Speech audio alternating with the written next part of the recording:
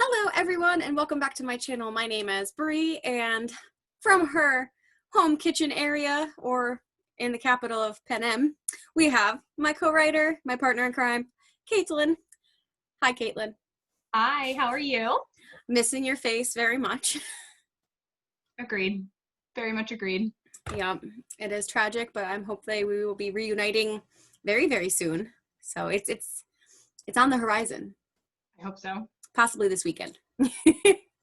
Most likely this weekend. So for those who are stumbling upon this video, either a subscriber or a new person, hi, welcome. We are going to be talking about the recent release of the Ballad of Songbirds and Snakes by Suzanne Collins. This is the prequel video for the Hunger Games. It follows Coriolanus Snow. That's the worst name ever. I'm just gonna call him Snow the whole video. Me too, yeah, I'm Snow. not referring to his first name at all. No, but He's for just the Snow now. But that was one of my biggest pet peeves throughout the book, is reading his name. But yeah, so Coriolanus Snow is the protagonist of this book. You are following him as his family is essentially they invested all of their money into District 13, and we are now 10 years past the revolution and the end of the war. They pretty much have no money. There's only him, his cousin, and his grandmother left. And he is struggling to make ends meet, but also trying to prove that he is still relevant in their society. He has a lot of plans. He wants to be president at this point in his life. He's 18 years old. He's about to graduate his academy school and hopefully obtain a scholarship to go to university in the following year. The game makers in the district of the game makers in the capital are trying to figure out how to make the Hunger Games more impactful, because it doesn't seem like it's a relevant punishment for the citizens in the districts, and they're kind of using the students in order to make that better for them. They're basically using them as their guinea pigs and their brain power. They're manipulating them. There's an overwhelming theme of lab rats in this book. Oh yeah. So I think that's pretty much the general gist of it, because you are following part of like the students. They are becoming mentors. This is the first time mentors are introduced for the 10th Hunger Games, and they use the academy students to be mentors to these kids. And no one really knows what the hell they're doing. So anything to that synopsis that you would like to add? I think that pretty much summarizes it. It's definitely it was interesting reading. I mean, now the prequels are a new thing, but it's definitely interesting reading something that was such a big media hype and knowing how it's going to end, but reading the whole book going, well, maybe something different will happen. Yeah, so, absolutely. Yeah. So moving forward then, for all the viewers out there, this is a spoiler-filled discussion. It's a discussion video. We're not recapping, just our thoughts. We're kind of having a discussion about what the book is. So from here on out, watch at your own risk. If you are in the middle of reading it, or you're about to read it, come back when you're done and join the conversation below. But that is your only warning. From here on out, we are talking freely. So goodbye if you haven't read it, and hopefully see you later. So, all right, so let's start with the Ballad of Songbirds and Snakes, which I feel like is a mouthful every time I say it. I think I just keep calling it the new Hunger Games book. Just the new Hunger Games book. Yeah.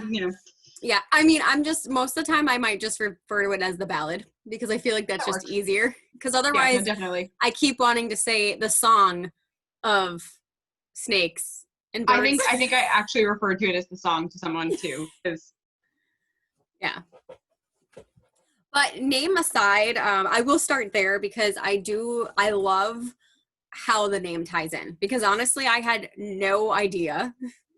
I'm like, what does this even mean? What is it indicating?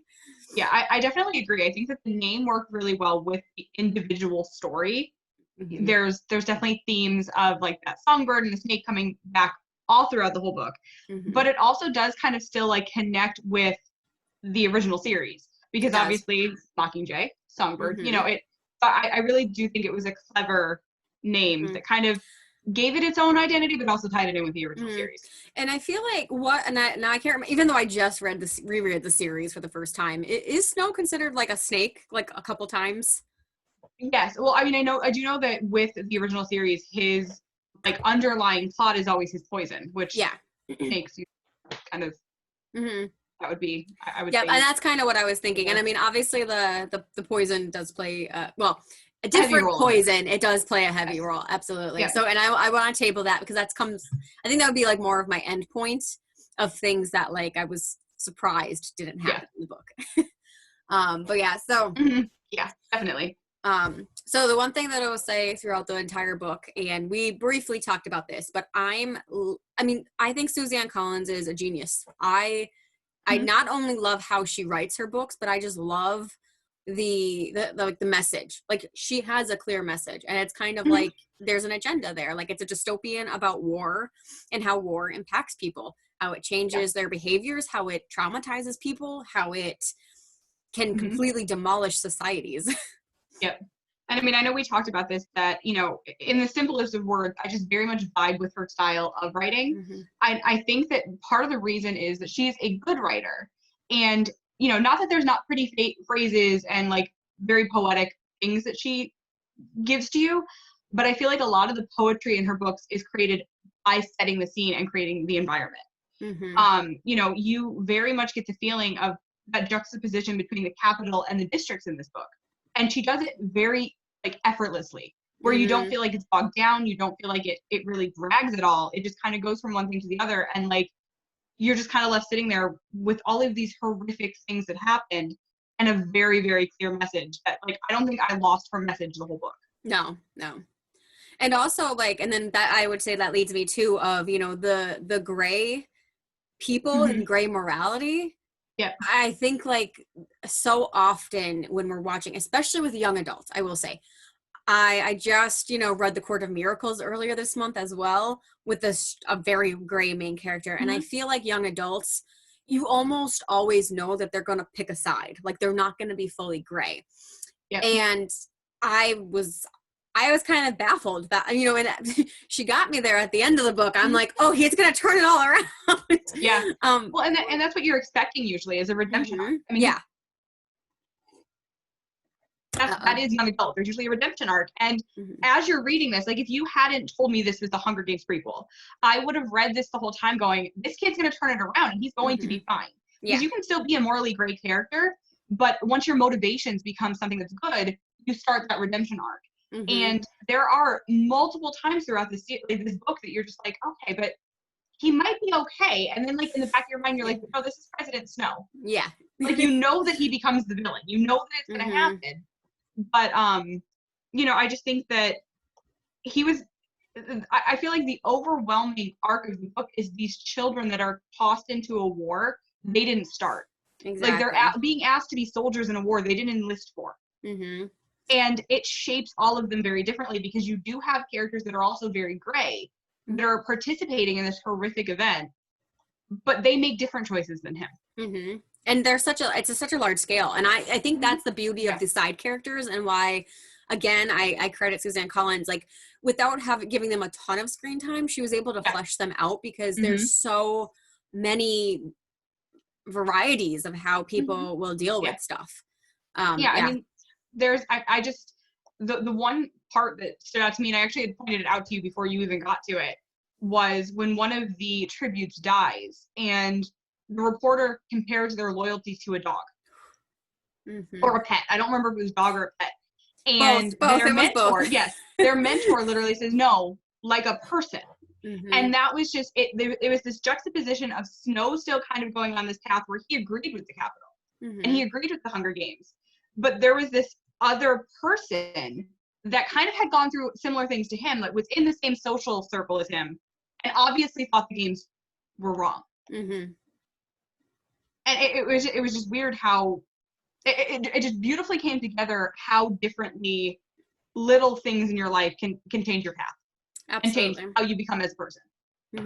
And I also think, it's a very subtle theme, but it kind of goes back to mental health as well and behavioral health. I think like how are your environments and your families and your friends also very Mhm. much shape you and your decisions, because you either, I think you unintentionally follow in people's footsteps, or you actively reject your parents before you. Or I mean, in some instances, I think people lost their parents and like kind of had only the Mhm. guidance of like their school people, and like so it was just interesting, because I do think very subtly she also brought that in there, especially Oh with yeah, Snow, because I was gonna say definitely. he was the one that was most forward, front and center, because Oh that yeah, was and his book. he's living in this huge family shadow. This huge family Mm-hmm. shadow that he was one of the families of the capital, and he always had in the back of his mind that, his father was this revered war hero, and his family had all of these expectations placed upon themselves and on him, but how far they had fallen, and he was just desperately clinging on to that illusion that they were still the Snows. Mm-hmm. Yeah, and like I said, and I mean, so if we go over to like his goal throughout the entire book didn't change. No, Even though no. you were really hoping it was going to be, but Yep. that's really what it No. is. Like He consistently thought selfishly the whole yeah, book. There was yeah, never a time that he wasn't thinking selfishly. yeah. I mean, his entire objective was Snowlands on top. That is Yes. their family motto, and that is like Yep. he believed in it. Like, I am Hmm. going to be president. I am like, I'm going to get into the university. Like, I'm going to Yeah. be someone. I'm going to rebuild the Snow name. Mhm. Yeah. Exactly. And that didn't change. And I do know from reading reviews, a couple, reviews, everything happened so quickly at the end, and it seemed like he turned so quickly at the end, but he didn't. He never Mm-mm. stopped being that person. It was like almost like sleight of hand the way she did it. You were watching the love story over here, but really he was still the same bad guy over here. Yeah, no, I agree. And I mean, and I think like she did that so beautifully woven in, because I Hmm. mean, like there were subtleties with Lucy Gray, and I mean, honestly, and sometimes it was in the same sentence where he was going back and forth between like, Hmm. do I love her, or like, Yeah. or do I love the idea of her? And and then he would refer to her as like an object or something to possess many Yep. times, and that's what kind of Yeah. made me like, you're in Oh, control. even in the most romantic of moments, when you were thinking like, okay, he's definitely redeeming himself. He really cares about her, and he's Mm-hmm. willing to give things up for her. He never was willing to give anything up for her. Not when it No. came down to it. It was of convenience. It was, I lost my status, so this is the best I'm going to get. So I might as well have her. And like you said, Mm-hmm. it was very like she was an object. She was something to possess. Like, Yeah. And I do think like, so like later in the book too, I do think like he had this like literally like a book idea of romance, because when it came down to running away with her, mm-hmm. after he started like, I mean, and he was like, yep, let's go, like I love you, I'm gonna be with you, and then he gets outside and he's like, oh, this is shit, like I have to And dig for worms and I have to use my hands, and I have yeah, and it's peasants for that. really important to note too that he was really romanticizing the idea of running away when he had no other option. Oh yes, yep, I'm glad you brought that up. As Yeah, soon as he had another option, he as was ready soon to as he ditch. had an out from District 12, Took it it. wasn't romantic anymore. Mm-hmm. Yeah. Yeah, because he thought he was gonna get hung. So Mhm. like, oh, I'm gonna get hung, and then it's like, oh, I'm gonna go back to District Two. Okay. Yeah, and I'm going to be an officer, and I still have maybe a chance of becoming the president. Mm-hmm. Like I'll be a war hero like my dad. Hmm. Yeah, Yeah. yeah. And I do. Like I said, I think we both said the same thing throughout the entire book. Like that was there. There was Yeah. no time when like he No. wasn't having these conflicting feelings, and I feel No. like when he can control things, because think about it too, like the position of power. I mean, that's the entire series of this is people in Hmm. power abusing their power. He had control over Lucy Gray almost, Yep. other than her death or her living in the games. He had control of her. Like she was there. Like that's why he was able to possess her. She was his. Hmm. Hmm. And we already know from the Hunger Games trilogy, and from my own, if plug for my own video on trauma in the Hunger Games, but Link up here. or down below. I probably could link it up there actually. But when people are going through traumatic experiences, you're more likely to feel a lot of emotions. So, Exactly, and that's definitely like a really really good point, because I know that is something else that I read too, is that like he seemed to fall for her so quickly. But mm-hmm, you're talking about adolescents going through trauma. yep, And Like especially it makes sense for them to cling to each other. exactly. And I was gonna say, especially Lucy Gray. And honestly, like I don't necessarily even think Snow had much trauma, but think of it as Lucy Gray was going through a ton of trauma, and that was her first connection. Like she's automatically like that was the last person she saw alive, and her brain and her reactions are going to be, I need to cling to him because this is my lifeline. Yeah. Snow, on the other hand, is looking at this as she needs me. Yeah, so she's a stepping stone. And exactly. I think that Snow's trauma more comes from having a different life than he was used to. So, I mean, not that he didn't experience war trauma like all the kids did. I mean, there's parts where he's talking about being hungry and they had no food. And, you know, literally at one point he saw his neighbor eat a dead body. Like, legitimately. I love that part. And also was I have somebody sitting next to me and like their face just went. But so like he went through the same war trauma as a lot of kids in the Capitol did, but it's just how differently they attached themselves to that trauma. Where like you said, Lucy Gray, this is the first person that like reached out to her and showed her kindness, so she clung to them. But Snow almost emotionally begins to shut off and manipulate emotions and manipulate things that he can't control because he yearned for control because he had no control. Oh yeah. And I mean, and I love that like eventually the book got to like that, which I mean, well, I do want to talk about specific characters in the book, and maybe this will be a good segue, but when Dr. Gall, who is the mad scientist, literally, when she the most, like literally the most horrifying character I think I've ever I think she's probably one of my top 5 villains now. For real. Oh my God. Like literally unnerved me. Seriously. But to kind of, before we jump into her, I mean, I think when she assigned the, you know, 5 was just eating me. when she assigned him personally, like write this essay about, you know, that chaos and control. Cause I like that. I mean, I feel like that was the driving point. Like that is what the book was about. About how you but how war is mostly about chaos and control. Yeah, definitely. There's a kitchen. And it was eating me. So, but yeah, no, and I think that the more that we get talking about this and like the themes in the book, there are multiple themes. There are. There's, you know, the casualties of war that are not deaths. They're just casualties of war, like, you know, with the mental health of their citizens, the children, everything. And then there's also just, did Panem learn anything? Because a lot of the themes from this prequel come back in the Hunger Games. Yeah.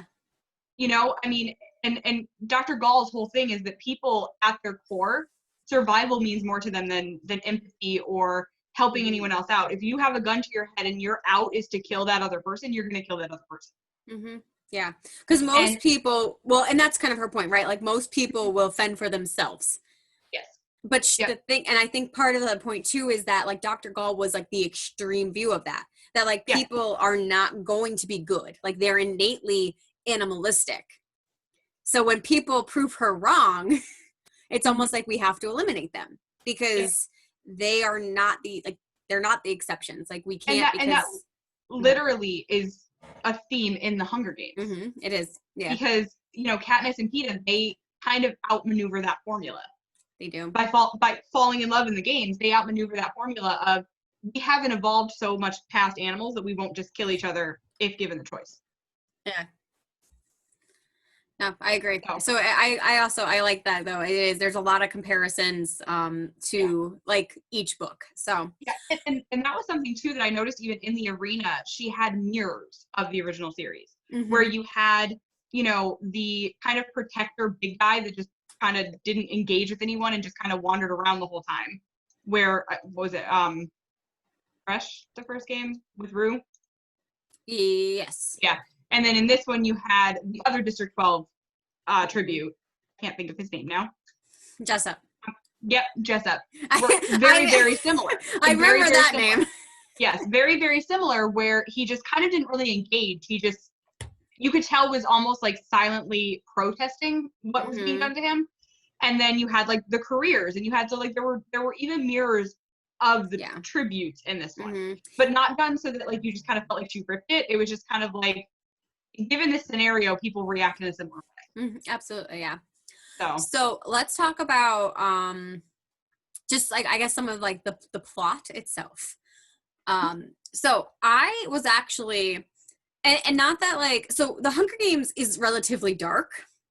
I feel like this one goes a little bit farther with it. yeah, I don't know, and you've reread the Hunger Games more recently than I have. I don't know if like when I read the Hunger Games originally, I just like zoned out on some of the really, because I mean you have children killing children. But I just feel like there were so many jarring moments in this book where I was reading and I was like, Yeah. well, Suzanne, did you have to go there? Like, did you actually have to tell us that they did this? Like, they were capable of doing that. Like, you know, for example, like hanging a dead body over a parade. Yeah. Yeah. Or They hanging literally just hanging a half-dead body in the arena. Yeah, a half-dead body. Yeah. Over like, the arena and just kind of letting him suffer and hang there until one of the other tributes killed him. Yeah, by hacking into his neck. Yeah. Yeah, no, I will definitely say, I mean, yeah, the parts are some, like, I think in the Hunger Games, it was a little bit more subtler. Like, some of, like, there wasn't as much blatant imagery. So I would say that the imagery from the original series that sticks out the most to me are the mutts at the end of the first book. I would say that's the most comparable, you know, where it's unsettling. Yeah. But I definitely feel like there were more unsettling moments. And I give her all the credit because they weren't overdone where you were like, oh, this was just gore for the sake of being gore. It was definitely very calculated on her part, just as it was calculated on the Capitol's part of when these things occurred. Yeah. So might be jumping topic a little bit, but so I kind of want to compare, like, you know, like how, because I do think like the Hunger Games, and it's interesting, right? So if we're looking at this as a world history, the Hunger Games is 64 years in the future at this point, and it's completely different than it has been. And you're thinking like, okay, the 10 years of this Hunger Game, like what the hell has been going on in this capital? Because like clearly there's a lot of messed up individuals. The one thing that sticks out to me though too is like there was obvious signs that like there's a genetics lab and they're testing, but I'm wondering if this is a confirmation for the mutts in the Hunger Games. Was it actually those people? Because they used real people in this book. So that's what I'm taking it as. And it almost makes, and I could be remembering completely differently. So correct me if I'm wrong. I don't think in the original series there's any mention of Dr. Gall. No, there's not. And I'm aware. Okay. I want to know, like, is Bish still hanging around, or like, does she have like a successor that is like just continuing her noble work? Because it certainly seems that way. It certainly seems like that's the confirmation of this wasn't all in Katniss's mind. They legitimately were those people, or at least using the body parts of those people. It was not just something genetically made to look like that. Yeah. Because I mean, if you did it 64 years before and you were successful we've probably perfected it by now. Exactly. Yeah. So yeah, it's kind of terrifying to think. And I mean, and that was one of the like those scary scenes that I remember. I mean, obviously when I reread the Hunger Games too, I was like if I was Katniss in the arena, I would be like losing my mind. I'd be like, oh my God, like this is awful. And I feel like that was also too with Cato at that point, like how long it took for him to die and her listening to him dying. That now that you mentioned that was like another very like jarring scene in the original. Yeah. And I feel like she does those scenes really well, like I said, where they're not gory for the sake of being gory, that you don't feel like it's overdone or anything. It's just jarring. Yeah. No, and I think too, like I said, like some of the graphic scenes, like I never would justify it, but as like the oppressors, I can understand why they're doing it because it sends a very powerful message. Oh like, don't fuck with us. and that's essentially what everything that the Capitol is doing is it's control. It's, you know, if no one's like literally Snow at one point says like if no one's watching the Hunger Games, they're not doing what they're supposed to be doing. They're not controlling anybody. They're not scaring anybody. Yeah. So and then literally when you're reading that line, you're thinking, okay, well, that's why everybody has a TV in their house in the original series, and it's mandatory to watch it. Yeah. So obviously, they ended up figuring out that kink, because I do think it's just interesting, like how crude the Hunger Games were. Because you think like when you first read like the original Hunger Games, so you're like, oh, they have like high tech arenas, and like there's game makers that literally are like chess masters just moving things around a board. Mm-hmm. In this one, they're literally just throwing them in an old like stadium. Yeah. Yeah. And just, whoever comes out comes out. Like there was no finesse. It was like you said, it was Mm-hmm. just crude. It was they were throwing them in there with a bunch of weapons and just letting them like gladiator their way out. Yeah, exactly. And then you're thinking too, like, and I'm pretty sure because I did read it recently. I vaguely remember the one scene when they're preparing in the first book and they're like, what happened to year 10? And they're like, no one knows. And I'm like, ooh, Yeah, I we know now. How many of those little like things that she just dropped in the first series, like she was intending on coming back to. Mm-hmm. Because I even said too with like Snow with the whole like Mockingjay thing and like really hating the fact that they called her the Mockingjay and like almost had this personal vendetta against the bird. Mm-hmm. It comes back. You know why he hates the damn bird now. Like also the hanging tree, like the hanging tree ends up like being a big part of this like story and like why he was so angry that the like revolution was using that as like almost like their calling song. Like, and honestly, I love poetic it. justice, honestly. It is. That's what I was just gonna say. The poetic justice of the people that took you down literally were singing a song that your dead girlfriend wrote before you killed her. Mm-hmm. And then I was just, honestly. So like, not only that, like, I just feel like the poetic justice as well, that like, it was technically like, okay, so it was technically written for her ex, but then she modified it for you. So like, it's a song about you. That's about you that no one knows except for you. Yep, exactly. Because you're a guilty asshole and got away with it. Yeah. So back to like how, oh my God, I keep hitting my laptop. Back to like the crudeness. I like literally cringed when they were brought in animal crates to the Capitol when they were shoved in a monkey cage. I mean, literally one of the tributes ends up dying because they get rabies. Yeah. Because they're bitten in a zoo. Mm-hmm. They were, that theme of them just being animals and just being expendable and being just tools at that point and less than human. Mm-hmm. Really, it happens multiple times. I mean, you even have people in the Capitol refer to them as lesser because they're from the district. Snow's grandmother literally says that, like, the only reason they drink, like, they drink blood. Like, the only reason they drink water is because they have to. Mm-hmm. She refers to them as lesser human beings. Mm-hmm. And then, like, there's that bigger theme again of, like, generations, right? You have people who... it kind of got a little better with each generation. Yeah. Until the generation that we see is going to change the entire fate of the Hunger Games. Which is kind of, like, just this scary thing with, like, current events of, like, you... Like I read this quote before of how you don't fight for the old, you fight for the new, and you hope that the new is going in the right direction. And in this world, in this dystopian America, they don't go in the right direction. No. So all of this fight, all of these people that don't agree with the Capitol, because there are quite a few side characters that don't agree with Hunger Games, and they don't agree with what they're doing. Yeah, they lose. Yep, I agree. They don't win. So yeah. And then it's like, I mean, you could just understand though too, like why, because honestly, like it almost makes no sense that like the districts and the Capitol like are so at odds. You know what I mean? Like when you're on an outside perspective, because it's like it's guys propaganda. Yeah, it is, and that's what I mean. So like on the outside, you're kind of like you guys should all be like one and the same. Like they're hardworking so that you guys can like all live together, and then you're rejecting that. Definitely propaganda where it's their fault we had a war. It's their fault your children were starving. It's their fault. They were the ones keeping the food out of the Capitol, but your kids were hungry. So, I mean, it literally goes back to World War I where, Nazi Germany, it's the Jewish people's fault that you went through all this. And you had a nation that literally hated a whole group of people because of propaganda. Yeah. Yep. No, you're right. Yeah, it's scary. Yeah, it's close enough to things that can really happen. Yeah, no, absolutely. And I mean, I have a quote that I pinned from Suzanne Collins. It wasn't in the book, but it was something she said about writing dystopians. And she said, telling a story in a futuristic world gives you this freedom to explore things that are better, that bother you in a contemporary time. Mm-hmm. And I'm like, that is so true. Yeah. And that's really impactful. Yeah, and I don't know if I can find. I wanted to tab it.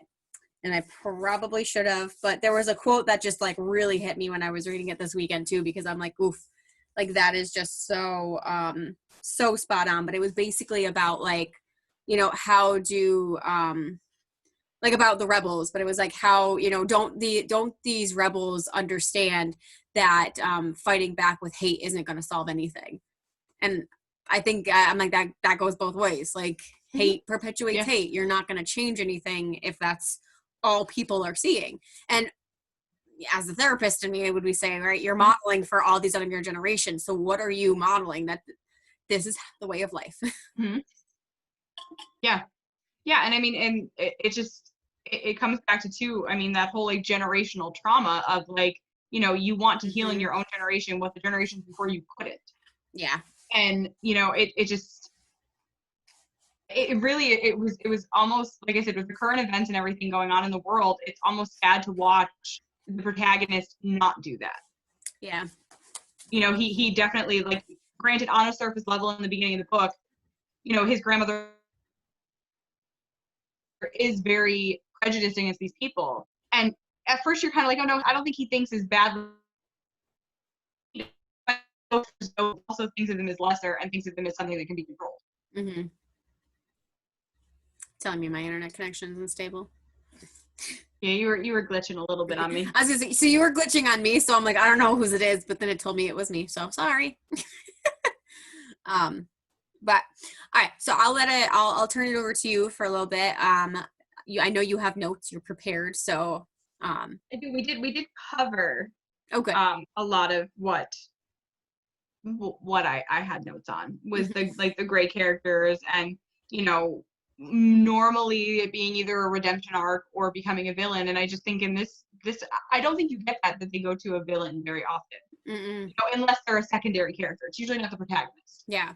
And I still think, like, I think it's well done where in certain ways you can understand, like, how he's not the villain of his own story.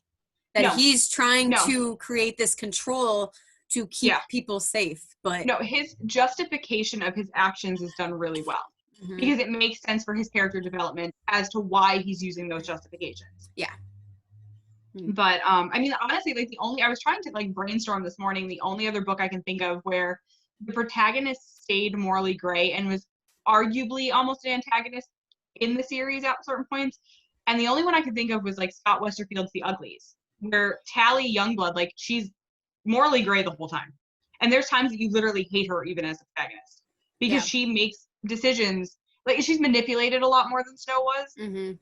Arguably, maybe, I don't know. Snow was very manipulated. It's still dystopian, so yeah, they're still dystopian, and it's just kind of like where, you know, she makes very bad decisions, and she ends up like literally ruining the lives of everybody around her based on her decisions. And I couldn't really think of any other ones where they didn't have a full redemption arc. Well, the book that comes out tomorrow and so this obviously, like, my 2 5-star reads this month were morally great characters, because that's, I would say, the only other one that I've read recently is The Court of Miracles.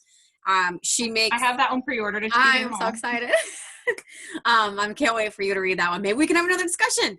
But yeah, I would agree though that it is like she makes things, and she can be selfish at times, and then other times, like, she'll do things that, like, I mean, and I was really like, she did something that the one character was like mad about, like that, like, you did this to me for 2 years. But the main character was arguing like, I did it to protect you, even though it didn't make them happy. Yeah, I would say, like, in The Uglies, like, her motivation is more noble, I guess. I hate Tally, personally. I literally think she ruined everybody's lives. I love the series, though. I love the series, which I think honestly speaks volumes for Scott's writing, because I love the series and I hate your main character. Yeah. I think I love her in the first book. She's this sweet child, and then I get that it's not her fault that all of this happens to her. She's literally like medically manipulated, but like I hate her. Yeah. So. I know you're very passionate, but I'm passionate about Tally Youngblood being, you know, completely trash. Yeah. But I agree though, it is really hard. And like I said, in YA, I think in general, it's very, very hard to have just a true great character who you can justify easily. Because I do think, like, so many authors, and it's just their choice, but they're so easily pulled into like, you're all bad. and I think we're starting to see a good emergence of gray characters. Actually, Yeah. Furyborn by Claire LeGrand. Yeah, that's another really good example. And I would say Riel and Eliana in that series, but more Riel. Like Riel is definitely much grayer. And I almost wonder if it is because as a society, we definitely explore psychology and how mental health works more. And there's a better understanding that most people are not good or bad. Yeah. Nobody's good or bad. Like everybody has their own agenda. Everybody has their own motivations. And those are not always good. They're not always bad. They just are. So I wonder if it's because as a society, we're talking about that more and we're a little bit more educated on it. If that's why we're seeing more of those great characters move into a little bit more mainstream literature. And not to say like that, there was no books back in the classics that didn't do that well. But I do think mainstream, you're seeing more gray characters be popular. Yeah, I agree. Because I just think people are, and I don't want to say like smartening up in like they were unintelligent, but I think they're learning. More educated about it. Exactly. It's just easier to educate yourself on those things than it used to be. Exactly. Okay, so question. Was there anything that this book didn't have that you thought it was going to? I was fairly certain right from the get-go that there was going to be a love story. Pretty early on. But I don't think that was intended to be a twist or anything. Yeah.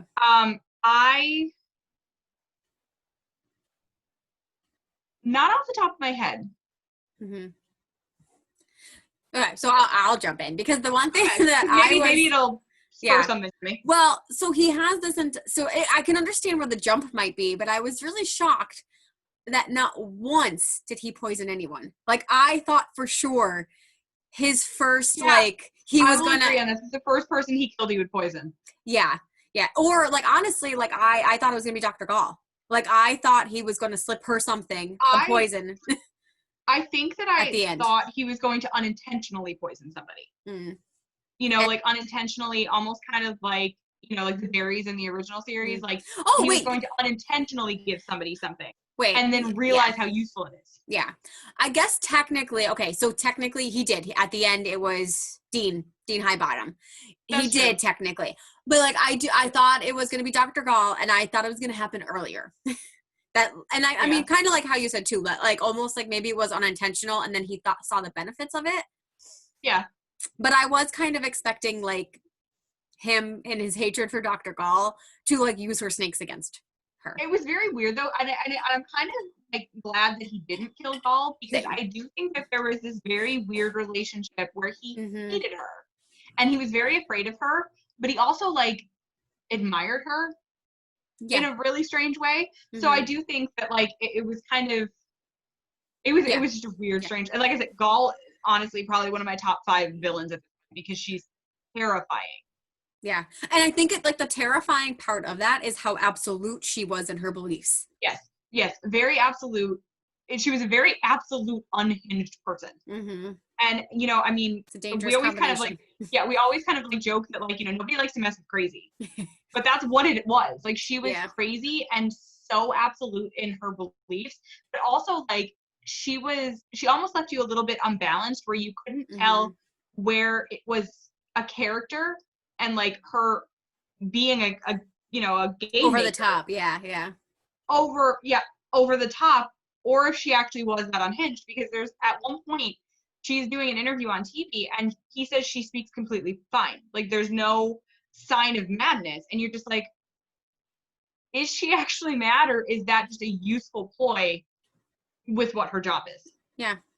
No, I totally understand. Like, and it's kind of like you always kind of second guess her. Like, where are her motives? Because you just know like whatever she's doing is absolutely, once she's committed to things. So it is kind of terrifying. There's something very, very, very scary about someone who has that strong of a conviction for something that is scary. Yeah. And also, I mean, in the position that she is in, like she's very powerful and she has a very strong conviction. Like it's a deadly combination, literally. Yeah.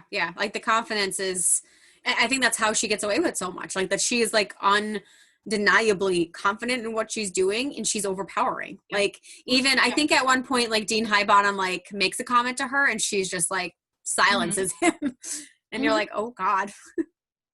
Yeah. But I also kind of like the recall.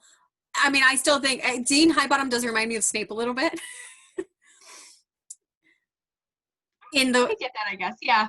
I mean, in the way that it's like he took out a father's like issue on his kid, like in that sense, like and I didn't really honestly like this came to my head because I was just thinking of how like he basically like also like he hated both of them. He hated Snow because of his father and what his father did, and he also hated Gaul because Gaul manipulated him as well. So like they both manipulated him. You literally made me, and honestly, that's actually another mirror of the original trilogy of he hates what Gaul has made him. He's made him the poster child of the Hunger Games. She's made him the poster child of the Hunger Games. Katniss hates that they make her the poster child of the Revolution. Yes. Yeah, that is a good comparison. Yeah. Then you sly minx you. So, and I feel like literally we could probably talk about this book for 3 hours straight because there's just so much in it. There is. Yeah, there is definitely. But let's like the one thing I definitely want to get to is the ending, and just how you thought about that. So as I was reading it, and I read this book literally 2 days, like I almost didn't stop. Powered through it. I powered through it, and it's a decent sized book. Like I got it and actually was a little intimidated. And when I was reading it, it was 1 a.m. and I was telling myself I needed to go to sleep, but I couldn't stop because everything starts happening so quickly. And I think that there's two different like quick endings on books. There's the author got lazy and just was like, all right, we got to wrap it up. It's too long, or they had to cut things out at the end. And you're just like, wow, that happened really fast in comparison to the pacing of the rest of the book. And then there's the endings where everything happens because literally everything is burning. And that's the only pace that you can have for what's happening. Yeah. And this was definitely one of those where I feel like the protagonist makes one choice and it's a boulder that just is let loose from snowballs. Let loose from the top of the mountain, and it's just taking everything out in front of it. And at the time, the choice he makes, as the reader, you're kind of like, oh, that's going to come back and bite you in the ass. But I don't think that he thought it was as big of a choice as it was. Yeah. And it just literally, it sets everything on fire. It does. I was honestly like, I will give Suzanne Collins props. She faked me out. Like, I was so convinced she was going straight young adults, like, the girl's going to die and it's going to turn him evil. And No. God damn, I was not expecting that it was going to be Sejanus. Literally kills the bitch. Yeah. Yeah. And honestly, and it was Sejanus. So I had told you my prediction that the Mockingjays were going to haunt him for Lucy Gray. No. Sejanus instead. And I mean, and that's like, and it's almost like just a precious bumblebee, this whole freaking book. And you're just like, why are you so beautiful and given to this awful world? I know. Yeah. It's like, those are the ones you want to protect and like harvest and then like throw them back out in the world and be like, go do good. Worth fighting for, Mr. Frodo. Yeah. But yeah, I was really, and then it's like also too, like, because like, I did like the juxtaposition at the end, like too, where like Snow was doubting himself, like every which way. And then like convincing himself that like he just like whatever suited him. Like, right. So like he would convince himself that, well, they're never going to find it because everything's good. And then like, and then they find it and they're like, oh, well, he deserved it anyway because he's a rebel sympathizer. Yeah, no, the way that he justifies everything to suit him is honestly, I think, what makes him so scary as a villain in the original series. Yeah. You know, because he almost, and it might be something that maybe he learned at Gaul's Knee, because he has a conviction by the point that, 60 whatever years later, he has a conviction that whatever he's doing is justified. Yeah. Well, and I think that also goes to show, because like they obviously built him up that like he was a good talker, he was persuasive, he was charismatic, and he didn't lose that when we got to see him in the Hunger Games. But you could see how like that would wrap so easily into each other. That it's like, I'm going to use my words to further myself or get myself out of situations. So yeah, it was good. As far as like the actual ending goes, I mean, yeah, I was gonna say they do leave Lucy Gray kind of up in the air, but I They think do. They do. There is no body. There is no, I think he killed her. And I'm just not sure. Like my partly is that he threw her in the lake with the bag of bullets, but I also don't know if how big the bag was. That was my only thing. And I'm like, what, was the bag big enough to hold her body? And he threw her in? Because he mentions that it's heavy enough to sink on its own. So yeah, that is true. I mean, I kind of I think I read it as she died, and she almost was like a martyr at that point for, like I said, a war that neither of them asked for. But she was just kind of. I mean, I think that it went back to her whole theme of like kind of like ghost stories and like urban, like not urban legends necessarily, but like legends around, and how the peacekeepers and all this stuff, like they were built to be scarier than they were based on the legends and the things that people talked about them, and the Capitol was scarier than it actually was because that she made her a ghost story. Yeah. So do you think that he killed her though? I think that I think that he killed her. I think she died. Yeah. So like I said, whether or not like the implication was that he actually threw her in the lake with the weapons, because I'm not 100% convinced, but I do think the mention of that it's heavier to sink on its own could be telling. Yeah. I was gonna say, I also wonder if like she was, because there was two instances. There was the one with the scarf and when the snake bit him, and then he was like panicking, and then he was shooting all around everywhere, and that would be the other obvious answer, is that he was shooting blindly. That's kind of how I took it, as that he hit her, and she either fell somewhere or dragged herself somewhere that he didn't find her. Yeah. But I mean, I kind of just assumed that, because the only thing with the body, and this is gonna be really morbid, is if you put her in a bag, eventually she would come to the top. Probably. And somebody would have found her eventually. Yeah. But we don't know what happened after. And we don't know. Like maybe they did find her and he still got away with it because he's Snow, and Snow always comes on top. Yeah. So. Yeah, that's what I mean. I was just interested in how you interpreted it, because I would say, like, on the one hand, because I still give this 5 stars. Like, I think it was excellent. I loved her as a character, and I literally, like, my heart was so broken over it. But I also don't think, like, I think Suzanne Collins made the best decision of not saying what happened to her, because I don't think anyone would have been satisfied otherwise. Yeah, no, I agree. I think leaving it kind of open for interpretation, actually, like, it fit the type of story it was. Yep. So yeah. But I think, like I said, I think I liked the ending. I was kind of like almost like in disbelief. I think as much as he was too. But like you said, right? Like Snow lands on top. Like literally, like, oh, what luck he has. Because like I thought I was going to District 2. Well, no, you silly goose. Like this was just a trial. And then at the end, like that too. Like, and it doesn't. It happens really quickly. It really does. And I think I can understand why, like, people. Oh yeah. This is all just like a test and all just a trial. Yeah. And I was gonna say, I think I can understand why people would be mad over that. Of like, whoa, you mean like this entire time she planned this all? And maybe like, not. That's the thing, though. Like, did she plan it, or did she just take the opportunity to be able to say she planned it? Yeah, and that's what I mean. But I think if it's her character, either way, if it's her character, exactly, that you're just gonna be opportunistic and be like, oh yeah, no, I planned this whole thing. It's just all part of my plan. Yeah, but honestly, like, I really wouldn't doubt, though, like, even if like she didn't intend to like call him back, or she didn't intend to send him there, I do think she would have tried to get him back because of all the potential. Yeah. Oh yeah, exactly. And I think that she kind of like liked studying people's reactions to things, and kind of thought one way or another she was going to get the opportunity to get him back. Exactly. Because I think she kind of thought she knew, whether or not she actually did, she kind of knew what kind of person he was, and like that he was going to make the decisions to always come out on top. And that was going to give her the opportunity to bring him back and be like, oh, so this was all just a test. It was all just a trial. Yeah.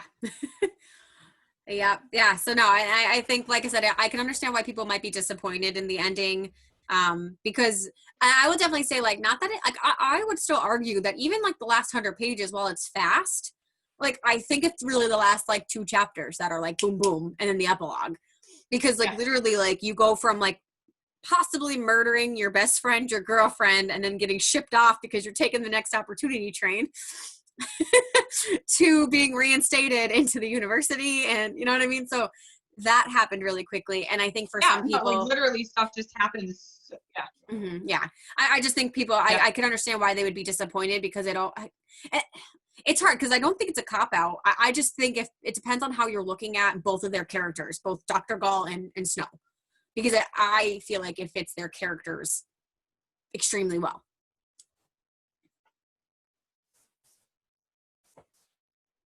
Oops. I only heard part of that. You were breaking out really bad. I was gonna say, then you froze on me too. Yeah. Basically, I was just saying, like, I think, like, I can understand how, like, if people aren't, like, if they don't think it's true to their characters, then they're going to be disappointed. But I think if you really dive down and dissect the entire book, both Dr. Gall and Snow stayed true to character the entire book, and that ending makes sense.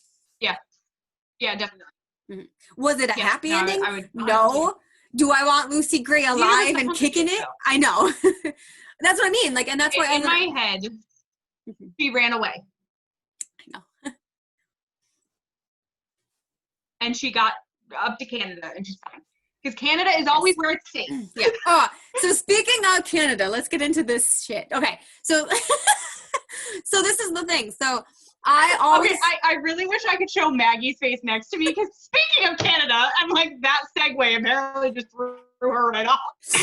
Like, how does this relate? I have a point, I promise. Yeah. Well, they're Canadians in the Hunger Games. So I was actually just thinking, like, with dystopian novels, and I kind of, I'm going to bring up Divergent a little bit, because with Divergent, like, they built this wall, right? And they always thought they were the only ones in it. But and I'll also say, for our own story, most naturally, people are not going to stay confined, whether they break out or there was people out before them, right? So that's the one thing that I just questioned. Like, I just had questions. Like, I just want more answers of, what the hell's with the rest of the world? Like, is the rest of the world underwater at this point? Like, is Pan Am the only thing? Because I can't believe that's necessarily true. Because you know that people are referencing running away. I want to say at one point they do indicate that there's still, like, there's a lot less land mass than there used to be. Which would make sense. And I would say if a lot of the polar ice caps have melted, Canada could be mostly underwater. Mm-hmm. You know, let's hope that all the national treasures up there got out. But you know, Celine Dion being one of them. But so I would say part of Canada is probably gone. Mm-hmm. Does he even live in Canada anymore, though? I don't know. Probably not. I think he's in LA. I think he's in LA. But he's fine. He's okay. Yeah. No, I mean, Celine Dion is instantly where I go to National Treasure. Yeah. Shania Twain.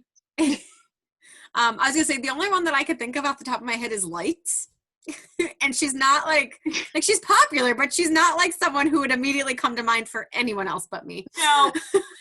No, I just had like the Deadpool music video of Celine Dion singing with him, like dancing behind her as soon as you said Canada. Okay.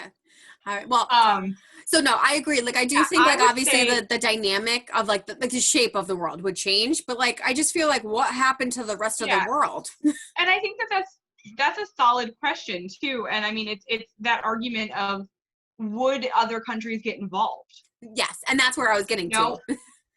So I mean, we have the habit of sticking our nose in everything, but not every other country has. I mean, Canada is pretty chill. Yeah, they didn't even really fight a revolutionary war or anything. They kind of just were like, "Mom, I've been existing on my own for a while. Can I be free? We'll still call you occasionally." And England was like, "Okay, got it, go for it." Meanwhile, we took a busy sitting for tea in the harbor. Yeah, so, you know. Yeah. But. Yeah, I don't know. I mean, like, I would say part of Canada might be part of Pan Am, depending on how you look at the map, too. And I know there's all different versions of that map. Yeah. Yeah, although I still have to argue, though, like, the majority of the coal mines, like, being a Pennsylvanian, all the coal is up here. Like District 12 has to be up 12. here. Yeah. Welcome Like, to there's District 12, guys. There's no way that we, like, Pennsylvania is not part of District 12, because when people put I District found 12, a piece of coal in my backyard yesterday. Like, when, in my backyard. oh my God, I love that. But when people put like District 12 in like Washington State, I'm like, what? No, honey, no. But no, Also, it's underwater. Like, they said the capital, though, they go, they go through the Rockies to get to the capital. So obviously District 12 is over here. Yeah. So. No, I agree. So I don't know. I mean, it's here. I mean, it could be Virginia too. I think Virginia has a lot of coal mines too. But that's what I said. I think it's definitely on this side of the country. The only thing I would say is with Virginia, it might be underwater, and that's why I would argue it is probably more in Pennsylvania.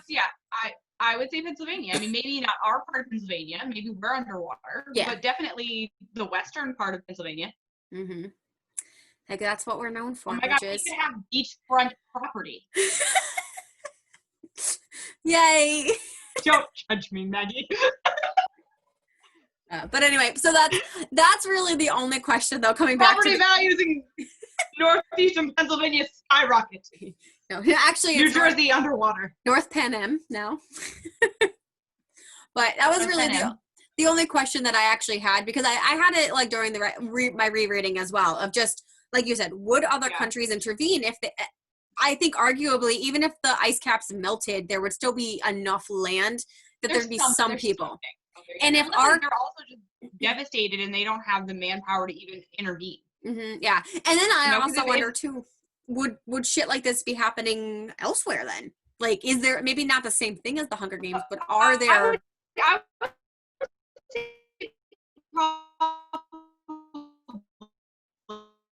because if the United States was higher. Hold on. Maybe not the same exact thing, but I would also say their cultures also collapsed. Mm-hmm. Yeah. So I don't know if it, like you said, I don't know if there would be, or if it would be different, or if they're all just they turned into Sweden over there and they're just happy and peaceful. Yeah, they're just sitting there like, guys, the United States, like, we thought they were crazy back in the 2000s. They have just seen what they're doing lately. They're putting children in an arena. Like, yeah. We thought they were crazy when they elected that Cheeto. Jesus. I'm not demonetized. No. Sorry. I'm not monetized, so it's okay. We gotta have 2,000 subscribers first, fellas. So we'll get there. Yeah. But all right, so I think we've been talking for almost an hour, because that's how we roll. So this is like the longest video on my channel now. Leave it up to us. But like I said, I know we can literally go on forever. And that is the only reason why I considered making this live, because we could end up going on forever, but I'll stop. So any final thoughts, anything that I missed, or things that you want to kind of just throw out there before we depart? No, I think the best parts of the book we did discuss. Like I said, I think that the character development, the pacing, the tie between the original series and this one, where you got like enough of nostalgia, but you also, this book stood on its own. It is, absolutely. I think completely stood on its own. I think you had an extra added element of enjoyment knowing where the story was going. Mm-hmm. But if you didn't read the original series, I think you could probably still read this book. I mean, you're definitely going to enjoy it more knowing we wouldn't change much about it.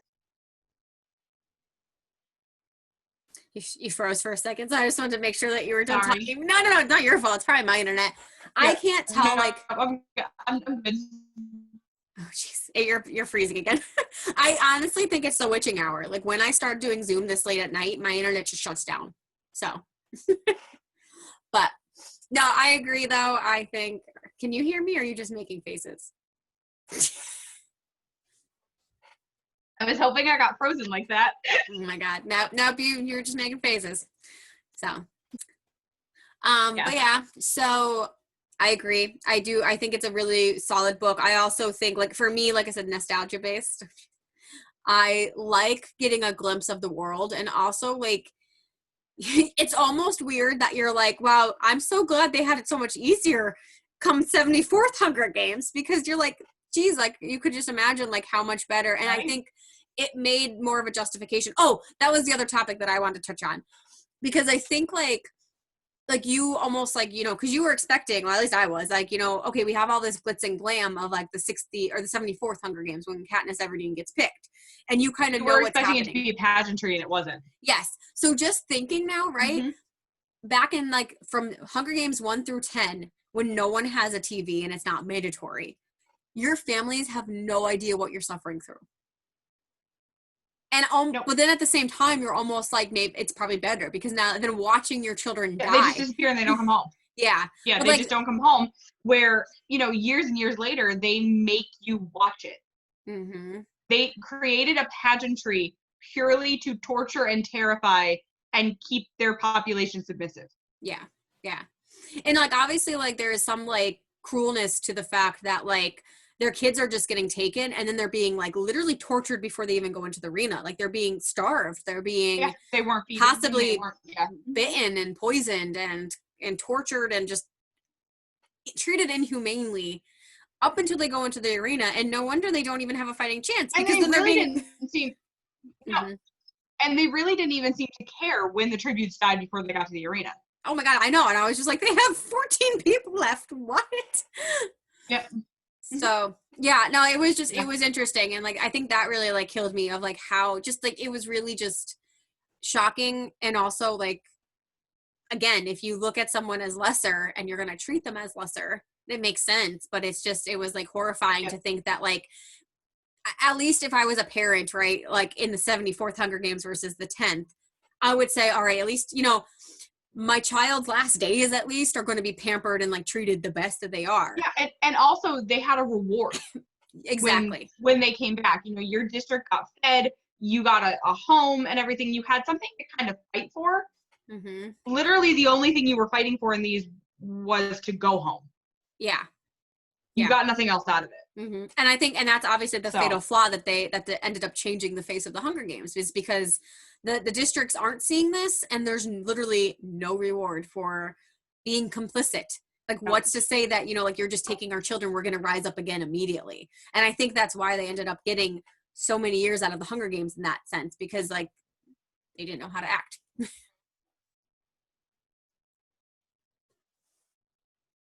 No, and exactly, you have to almost like, you know, put a little bit of sugar in the poison, where they're still eating it and they're still staying complacent and they're not revolting again, but also still, you know, making sure that they're aware that it's poison, that you are still in charge and you still have the axe over their neck.